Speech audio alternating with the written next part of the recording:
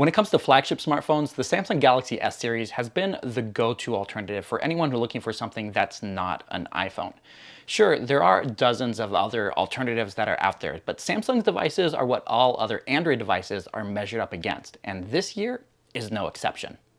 Samsung's formula for those flagship devices really hasn't changed much over the last couple of years. We still have the regular Galaxy S23, its larger sibling, the S23 Plus, and then of course the S23 Ultra, which stands head and shoulders over the other two devices, sporting every last feature that Samsung can think up. Well, everything except for a foldable display, of course. And that's the device we're going to be talking about today. Say hello to the Samsung Galaxy S23 Ultra. If you already own last year's model, there's very little incentive to upgrade this year. Samsung didn't offer a whole lot of great trade-in deals, and the only noticeable improvement that you're really going to see on this device is the upgraded Snapdragon 8 Gen 2. Sure, you also get a 200 megapixel main camera sensor, which we're going to get to in a minute, but the overall camera experience really hasn't changed with this new device. So let's talk about what's different when compared to its predecessor.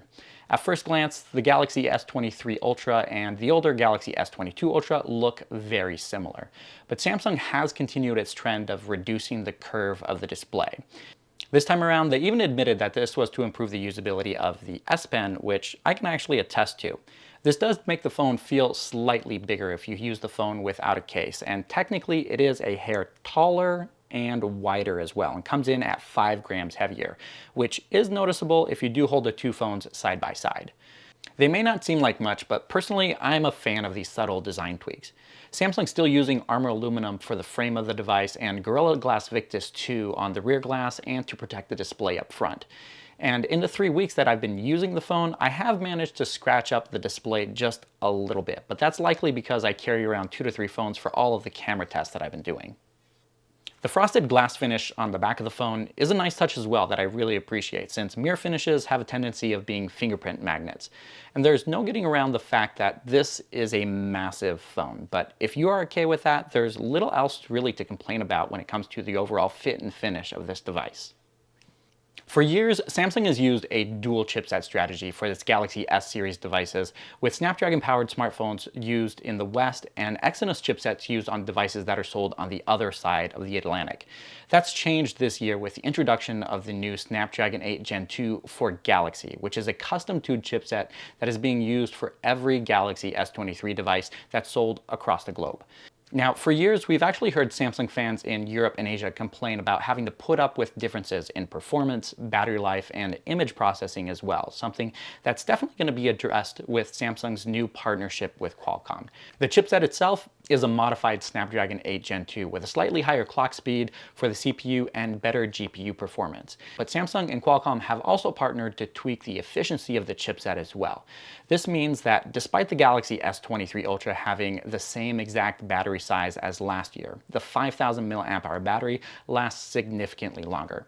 Our standardized battery rundown test showed an improvement of 27%, and real-world tests back those numbers up as well.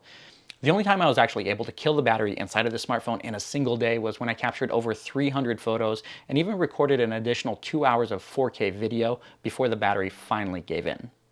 If you're not a heavy user, you can easily get 2 days out of this phone on a single charge.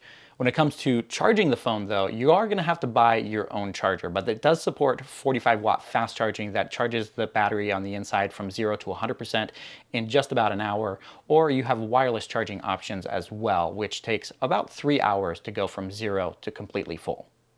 With the Snapdragon 8 Gen 2 for Galaxy, you'll definitely notice the improvements in performance over its predecessor when playing games like Genshin Impact, where you'll see frame rate improvements on the high end, and especially when playing longer sessions.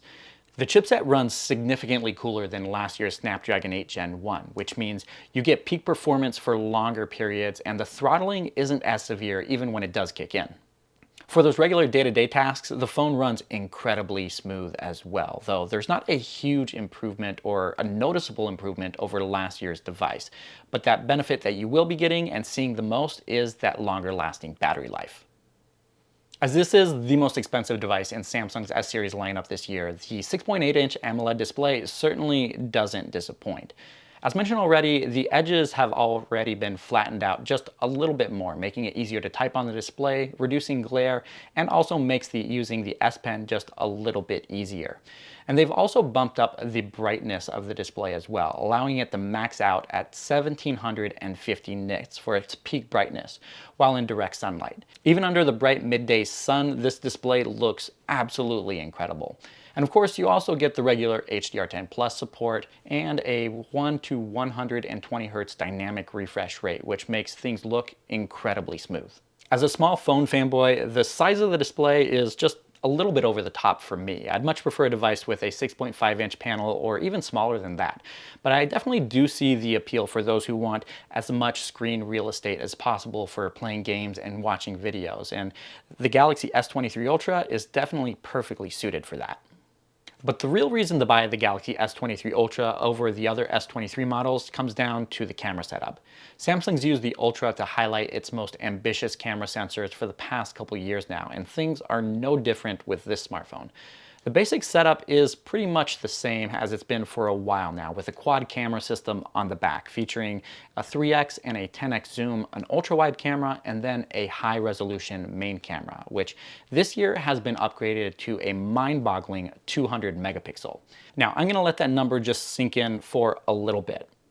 But honestly, it's a number you should immediately forget now, since most of the time you're going to be capturing 12 megapixel pixel bin shots from that main sensor. You can capture full resolution 200 megapixel shots if you really want to, but they're incredibly large and really only offer real benefits if you're into pixel peeping all the time on shots that are captured in perfect lighting conditions.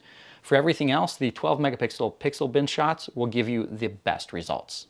Other than the fact that you can say that you have a 200 megapixel camera, the Galaxy S23 Ultra's images really aren't noticeably better than what we got on last year's device. That's not to say that the cameras are bad, far from it, since last year's S22 Ultra was really good. It's simply a toss-up between the two depending on the shot that you're taking. But what has improved is video stabilization, by a lot. Video from the main camera is now incredibly smooth, even when you're up and walking around. In some instances, it even looks like the phone is on a gimbal, and I would have to say that it matches or even beats what you can get out of the iPhone 14 Pro. And then of course, there's the 10x zoom camera. Now, there are a lot of people out there that would simply write this off as another gimmick to pad the spec sheet of the phone, but I've actually come to rely on a good periscope telephoto camera quite a bit as of late. It allows me to capture shots just like this one. Sure, you could digitally zoom in on most other smartphones to get in this close, but the results would just be a blurry mess. Samsung's also taken a stab at upgrading this selfie camera on the device by downgrading the resolution from 40 megapixels to 12 megapixels. Now, this counterintuitive move actually delivers noticeable improvements to your selfies, especially in low light conditions. But I still think that Google does have the upper hand as the selfie king with the Pixel 7 Pro. At this point, I don't think we can really complain too much about Samsung's image processing since it's gotten better and better over the years. The colors are usually on point and evenly color tuned between the four cameras on the back of the phone.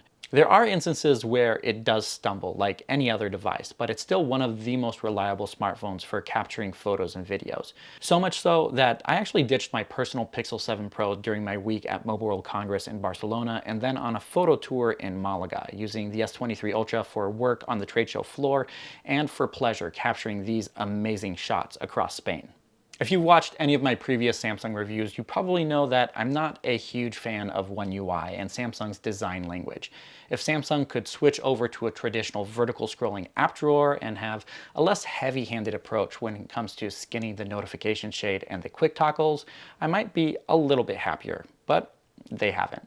My gripes do come down mainly just to personal preferences. The experience on this device is fully functional, and Samsung does have fewer bugs on this device than Google does on the Pixel 7 Pro, so it deserves a little bit of credit on that front. And like most other high-end Samsung phones, the S23 Ultra does get 4 years of software upgrades and 5 years of security patches. For those of us in the West, Samsung's version of Android is what most people think of when you talk about Android. And if that's you, you'll definitely be perfectly at home with One UI 5.1. Of course, the S Pen is back again, tucked into the bottom of the phone just like it was in previous years. But there's really not much to talk about since Samsung didn't roll out any notable new features. Personally, the thing I use it the most is simply as a clicky fidget. because I mean, who wouldn't? But it also comes in really handy as a remote shutter button for the camera as well, especially when you turn the phone around and want to use it to record yourself or capture a selfie with that main camera. It's also still good for handwritten notes, doodling images, or just editing a screenshot. And it even comes in really handy as just a general purpose stylus if you simply want to keep your fingers from smudging up the display. I think it would be interesting to see the actual usage data from Samsung about the S Pen for the average buyer, since the internal real estate that this takes up could probably be put to better use with an even larger battery on the inside of the phone. Priced at $1,199, the Galaxy S23 Ultra definitely isn't cheap, but I would actually say it's a good deal if you're looking for the most versatile smartphone camera that money can buy. And Samsung's even upgraded the internal storage this year from 128 to 256 gigabytes of internal storage, which I hope turns into a trend for other high-end devices like this. So, should you actually buy this phone? Well, if you own last year's model, I definitely would recommend skipping this time around. But if you are on the market for a top-tier smartphone with exceptional battery life, great performance, and a camera system that puts most other smartphones to shame, the Galaxy S23 Ultra definitely checks all the right boxes. Well, at least for now. For more coverage of the Galaxy S23 Ultra, and if you do want to see about a dozen smartphone camera comparisons with this phone going up against other top-tier devices, make sure you check out our channel. Thank you guys so much for watching, and I'll catch you in the next one.